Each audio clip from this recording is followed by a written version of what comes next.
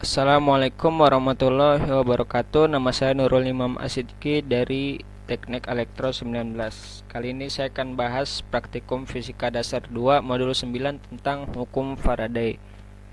Langsung saja ke nomor 1, jelaskan prinsip hukum Ampere dan hukum Faraday.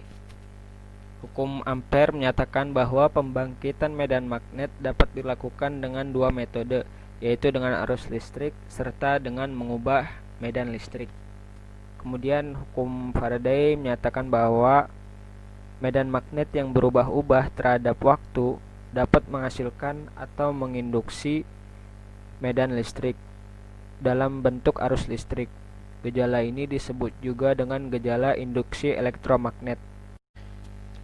Nomor 2, hal apakah yang mempengaruhi arus induksi dalam kumparan?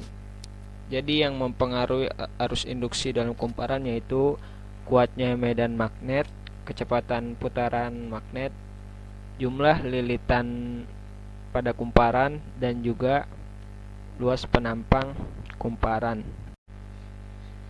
Selanjutnya nomor 3, jelaskan secara sistematis terbentuknya suatu GGL. Jadi kita lihat di sini ada batang magnet, kemudian ada kumparan yang dihubungkan dengan lampu, dan juga di sini ada pengukur tegangan. Ketika saya simpan batang magnet di sini, tidak ada arus yang mengalir. Kemudian saya simpan batang magnetnya di dalam kumparan, juga tidak ada arus listrik yang mengalir atau dihasilkan. Tapi ketika batang magnet ini saya dekatkan ke kumparan, kemudian saya jauhkan dari kumparan, maka ada arus listrik yang terbaca atau arus listrik yang dihasilkan. Nah, arus listrik yang dihasilkan dengan cara seperti ini disebut juga dengan arus induksi. Proses menghasilkan listrik dengan cara seperti ini disebut juga dengan gaya gerak listrik atau GGL. Jadi, GGL induksi dapat dihasilkan karena adanya perubahan fluks magnetik setiap satuan waktu.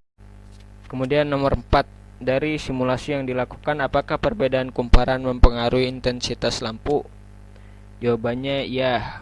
Jadi semakin banyak jumlah kumparan atau jumlah lilitan, maka nyala lampunya akan semakin terang.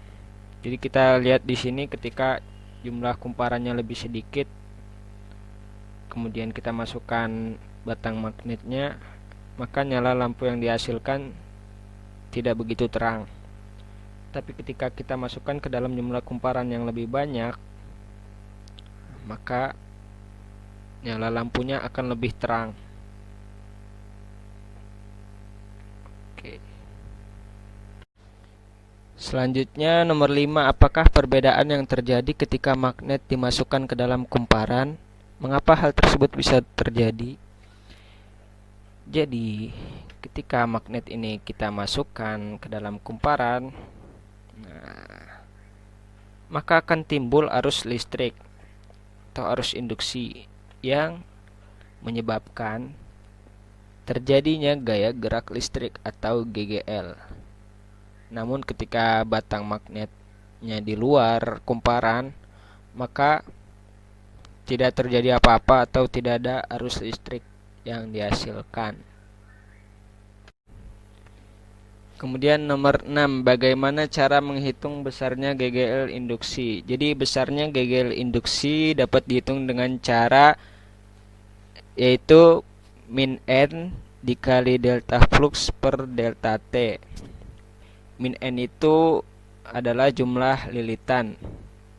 Kemudian delta flux dapat dari B dikali A dikali cos theta, di mana B adalah medan magnet, A adalah luas penampang, kemudian dikali cos theta dibagi perubahan waktu.